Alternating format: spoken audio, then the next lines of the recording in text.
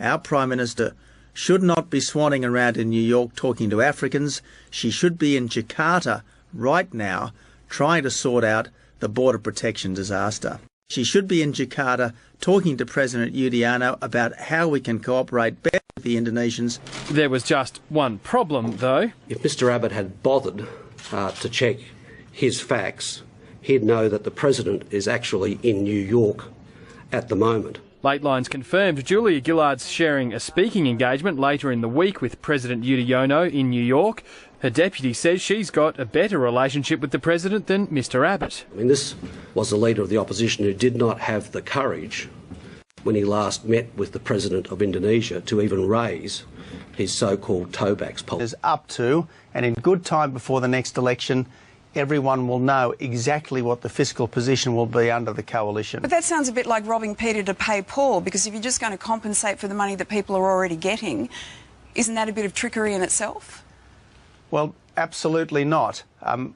The absolute commitment that I give to the Australian people is that the carbon tax will be gone under the coalition, and all of the carbon tax compensation, to the extent that people still get it, will be a bonus without the carbon tax. I'm sorry, I don't really follow you. If people are already getting that money and you're promising that they're going to be getting more once the carbon tax is gone, isn't that exactly the same thing, or are you saying that you will do something on top of that money that they're already getting? No. What I've always said, Lisa, is that we will fund carbon tax without... We will fund income tax cuts without a carbon tax. That's what I've said. Now, the thing is that this carbon tax is damaging our economy, it's damaging people's cost of living, it's not helping the environment, it's got to go. Goodness of heart is something, and honesty is something that is a core requirement on a good country. You know, truth is a necessary ingredient in a society with a... What happened in that month where you had this sudden explosion of vision? Well, again, Kerry, people will make their own judgments about me, and if but I'd like you to explain it. Yeah. Well, you know, Tony Abbott feels with conviction we will not have a new tax. In any way, shape or form, we won't have a new tax. A month later, you do. Well, you know, again, Kerry, I know politicians are going to be judged on everything they say, but sometimes, in the heat of discussion, you go a little bit further than you would if it was an absolutely calm, considered, prepared, scripted remark, which is one of the reasons why the statements that need to be taken absolutely as gospel truth is those carefully prepared, scripted remarks. So every time you make a statement, we have to ask you whether it's carefully prepared and scripted or whether it's just something on the fly. Look, we no, can... seriously, this is a very serious question. But all of us, Kerry, all of us, when we're in the heat of verbal combat, so to speak, will sometimes say things that go a little bit further. Tension has risen between the Australian and Indonesian governments over asylum seekers. Indonesia's foreign minister took the unusual step of releasing details of his private meeting with Julie Bishop, where he warned her about turning back the boats. Her first week as Foreign Minister saw Julie Bishop on the world stage. The 7,036th meeting of the Security Council is called to order. She's in New York to lead Australia's delegation at the United Nations, but it was her chat with Indonesia's foreign minister that's causing tension back home. In a rare move, Marty Natalegawa released details of their private meeting, including a warning that Australia's plan to turn back asylum seeker boats to his country could jeopardise the relationship. I can't recall an Indonesian foreign minister taking a step like this in relation to Australia ever before. And it has angered Alexander Downer. Instead of a lot of pious rhetoric about the Australian government threatening their sovereignty, they are breaching their people, their boats, their crews are breaching our sovereignty. The former foreign minister says Indonesia must man up. Indonesia has a heavy responsibility to bear in helping Australia solve this problem, not take the view that they can liberally attack the Australian government. It sets the scene for an interesting meeting with Tony Abbott and the Indonesian president next Monday. The new Prime Minister says he wants to build a close and strong relationship with our northern neighbours. I respect and admire Indonesia. Indonesia is a strong democracy. Mia Greaves, 7 News. Prime Minister, quickly moving on to the asylum seeker debate. There's been a lot of criticism about your government for so-called going to ground, for cancelling press conferences, not talking openly about what's going on with the asylum seeker crisis. Don't you think the public has the right to know about what's going on? Well, the public want the boat stopped, and that's really what they want. And that's my determination, to stop the boats. And if stopping the boats means being criticised because I'm not giving information that would be of use to people smugglers, so be it. In the end, we are in a fierce contest with these people smugglers, and if we were at war, we wouldn't be giving out information that is of use to the enemy just because we might have an idle curiosity about it ourselves. And in these situations, I am not going to release information which will be exploited by people smugglers to the peril of their customers and to the tremendous disadvantage of our country. That everyone in these centres is there because he or she has come illegally to Australia by boat. They have done something that they must have known was wrong. Now, we don't apologise for the fact that they're not 5-star or even 3-star hotels. Nevertheless, we are confident that we are well and truly discharging our humanitarian obligations. People are housed, they're clothed, they're fed, they're given medical attention, they're kept as safe as we can make it for them. But we want them to go back to the country from which they came. Prime Minister Tony Abbott says asylum seekers who claimed they were injured in an encounter with the Australian Navy were attempting to break Australian law. Who do you believe? Do you believe Australian naval personnel or do you believe people who were attempting to break Australian law? I trust Australia's naval personnel. The coalition government often refers to people attempting to enter Australian waters to seek asylum as illegal arrivals. It's a fine line. Under Australian law, people who enter Australian territory without a valid visa are described as unlawful, even though it hasn't been a criminal offence to arrive in Australia without a visa since the 1970s. Seeking asylum in a country that has signed the United Nations Refugee Convention, like Australia, is not illegal. Under the convention, asylum seekers can't be penalised for illegal entry as long as they present themselves to authorities without delay and show good cause for their entry. A term like breaking the law is more appropriately applied to people who are committing a criminal offence. So Mr Abbott is incorrect when he says the asylum seekers were attempting to break Australian law. That's a fact check. A controversial visit of Australia's new Prime Minister Tony Abbott, just days after more than 30 asylum seekers drowned on their way to Australia. Many in Indonesia had firmly criticised his policy to tow boats carrying asylum seekers back, possibly entering Indonesia's territorial waters. The government of Australia takes a very dim view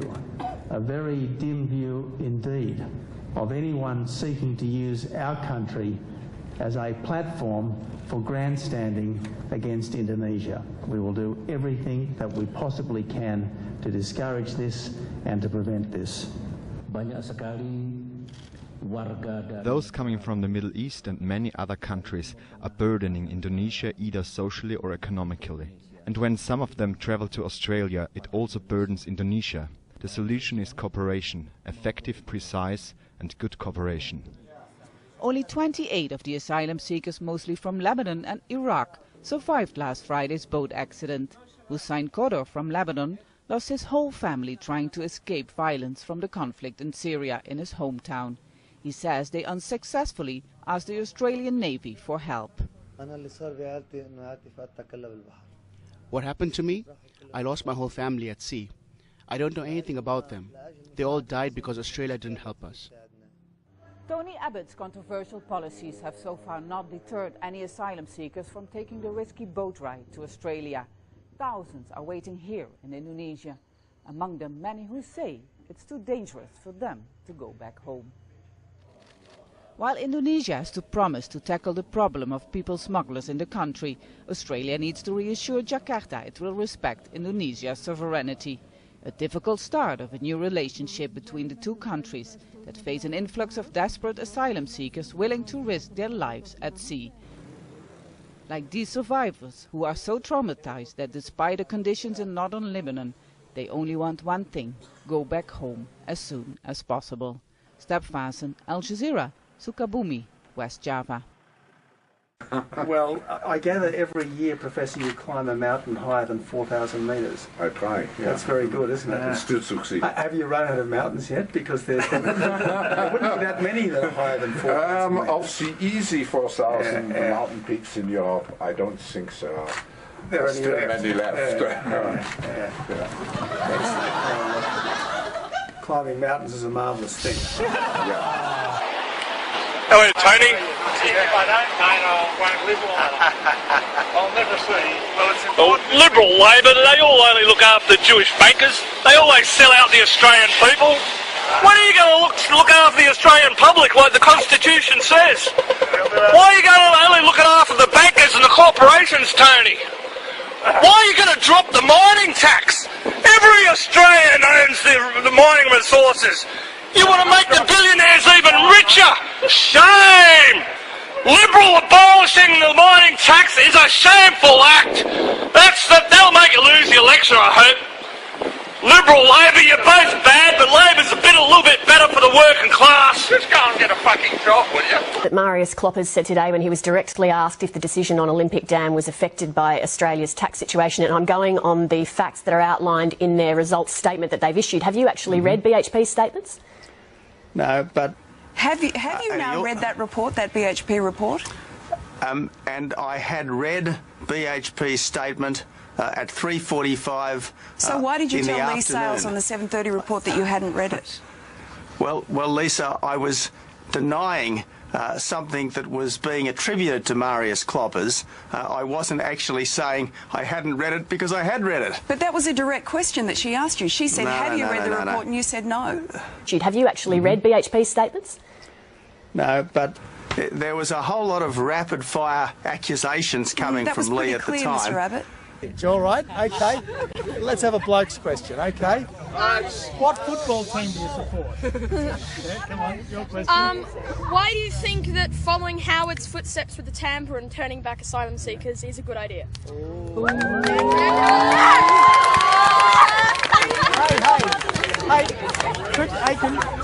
Can you guys please go to the next Q&A program?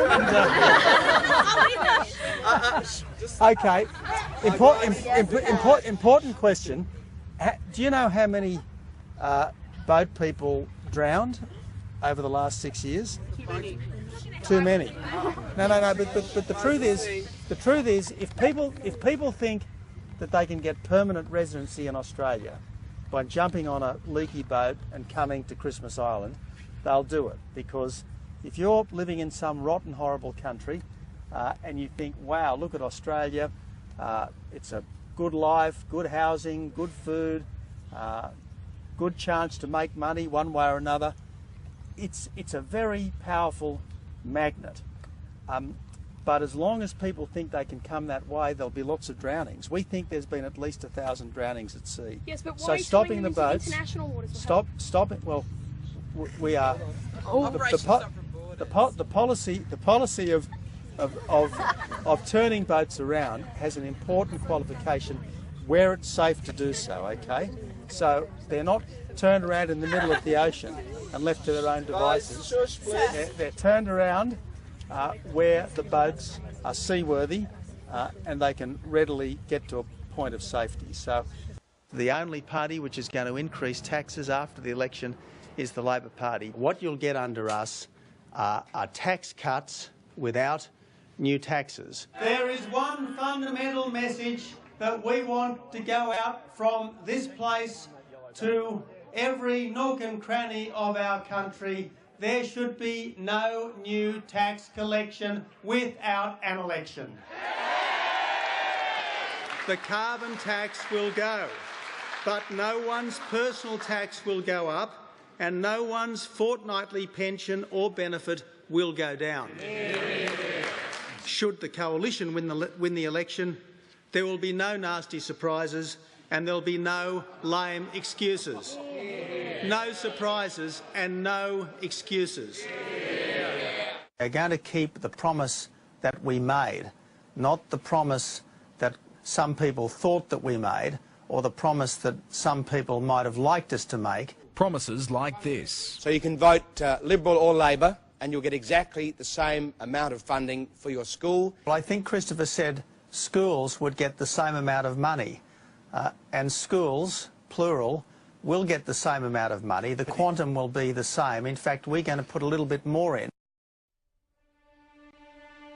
No cuts to education, no cuts to health, no change to pensions, no change to the GST, and no cuts to the ABC or SBS.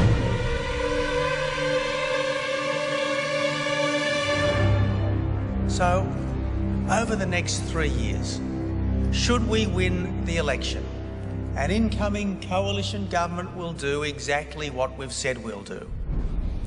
We will be a no surprises, no excuses government, because you are sick of nasty surprises and lame excuses from the people that you have trusted with your future.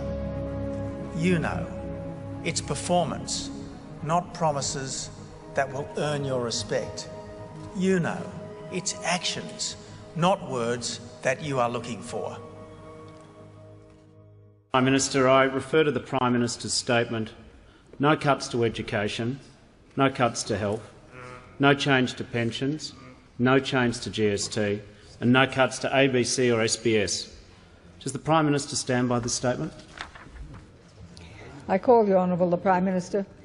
Well, Madam Speaker, of course, I stand by all the commitments that this government made prior to the election. I stand by all the commitments that this government made prior to the election, because if there is one lesson, there's one lesson that members opposite should have learnt from the experience of the previous term of parliament. It is that you cannot say one thing before an election and do the opposite afterwards.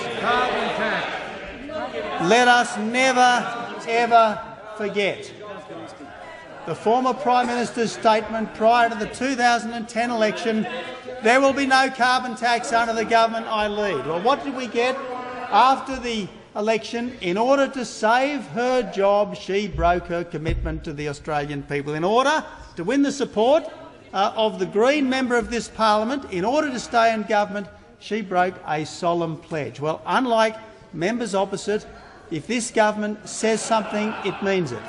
If this government says something, it means it. A public display of no confidence in the federal government. Tony Abbott has got to go. Refugees, yes. Racism, no. Protesters hid their faces, armed themselves with banners and marched from the State Library to Treasury Gardens. We are going to have to fight on every single... In Sydney is the St Patrick's Day parade. That's the big event, to be sure. To the doctor will cost you an extra $7. Those on the PBS will pay $5 more for a prescription. The money raised going into a $20 billion medical research fund. You'll pay more for petrol, the price rising twice a year to pay for $80 billion in road projects.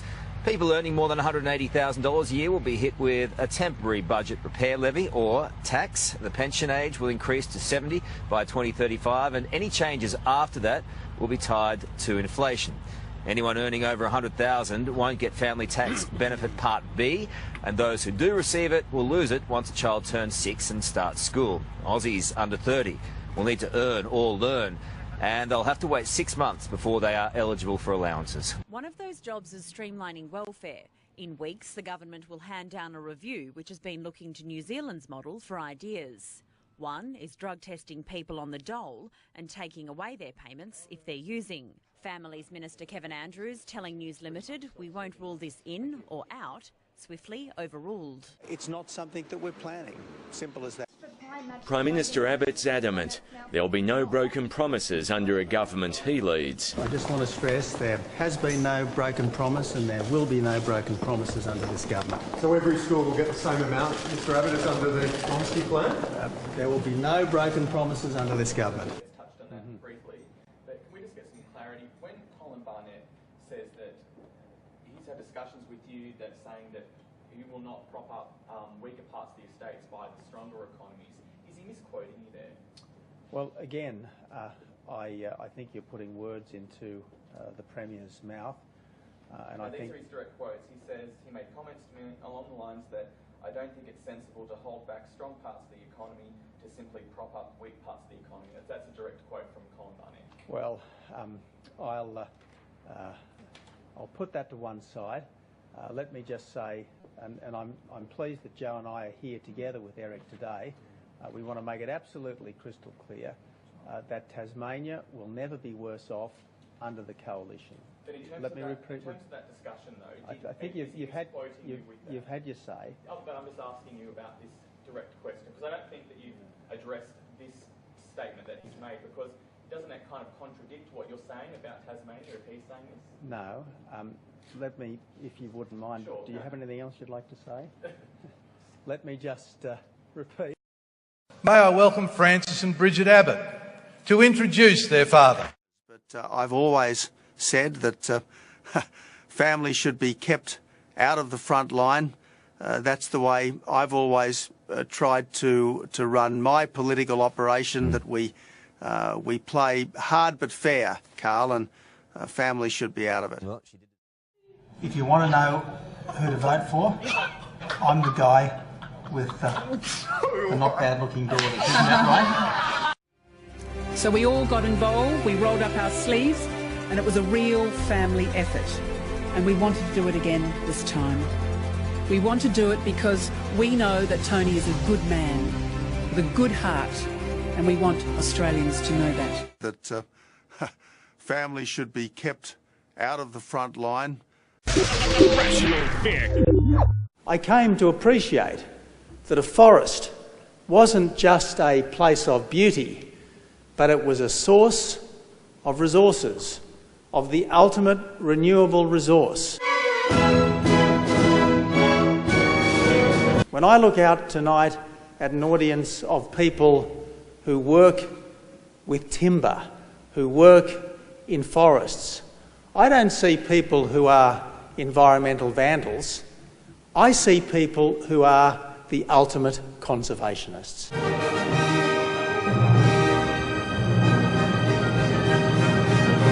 And I want to salute you as people who love the natural world.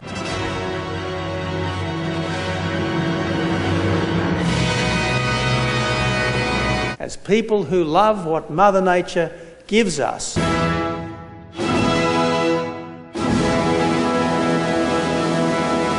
And who want to husband it. We will never build a strong economy by trashing our environment. But we will never help our environment by trashing the economy either.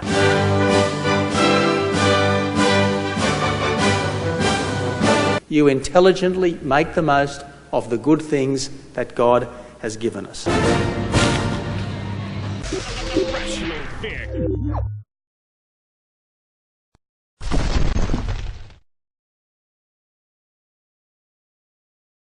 Australian Prime Minister Tony Abbott has said that it was regrettable that he winked and smiled during a chat with a distressed voter. The gaffe, which drew intense criticism, comes as Mr Abbott battles fury from some voters over his latest budget. Many see proposals to cut health and education spending as Mr Abbott backtracking on election promises. Hundreds have staged protests in Australian cities against the budget. Mr. Abbott had appeared on the Australian Broadcasting Corporation radio show on Wednesday to defend his proposals.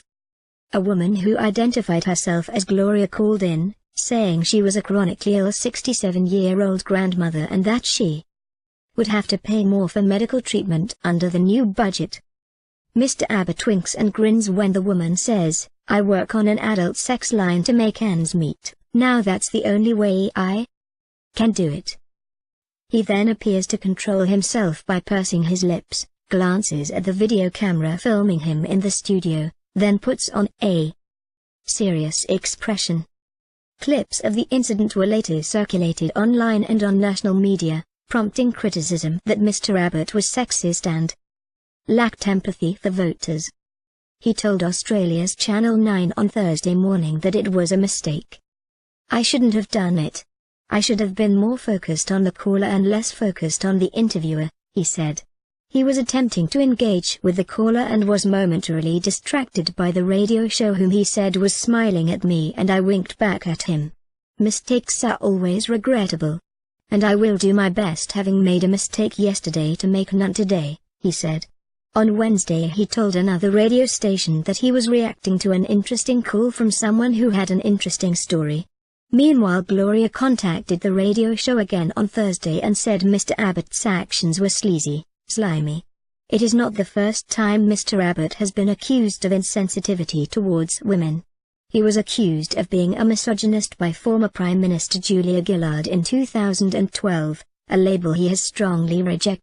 This week, the world will commemorate the 70th anniversary of the D-Day landings.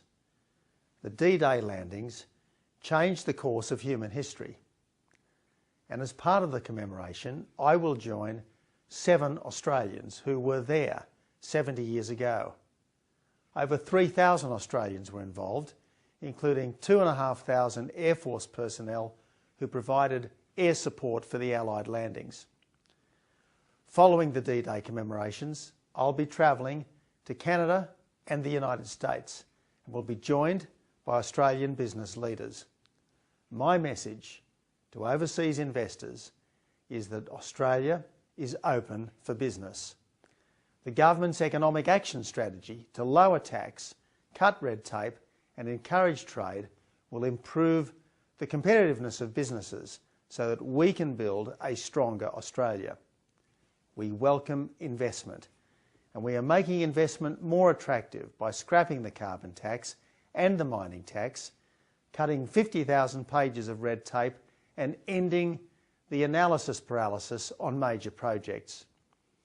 Our international partners can see that our budget is again under control, we are tackling debt and deficit, and we are serious about building a strong and prosperous economy. This year, Australia hosts the G20 Summit to encourage growth around the world, and I'll be advancing that cause during this trip. The United States, Canada and France are long-standing friends. We stood together at D-Day. We trade every day, and we have always shared a commitment to democracy, to enterprise and to people's right to be free.